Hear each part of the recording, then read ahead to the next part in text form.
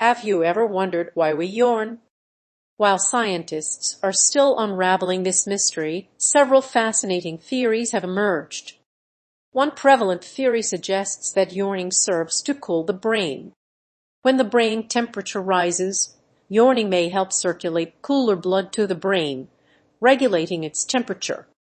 Another theory proposes that yawning improves alertness and attention. By taking in a deep breath of oxygen, yawning may increase arousal levels, promoting wakefulness and focus. Furthermore, yawning has been linked to empathy. Studies have shown that people are more likely to yawn when they see someone else yawning, indicating that yawning may be a form of social bonding. Some researchers believe that yawning facilitates emotional regulation, helping individuals to process and respond to emotions more effectively. Interestingly, yawning is also contagious. When we witness someone yawning, our brains activate the mirror neuron system, which causes us to subconsciously mimic the action.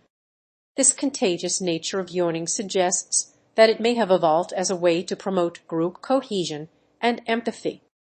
While the exact reason for yawning remains elusive, these theories provide intriguing insights into its potential functions.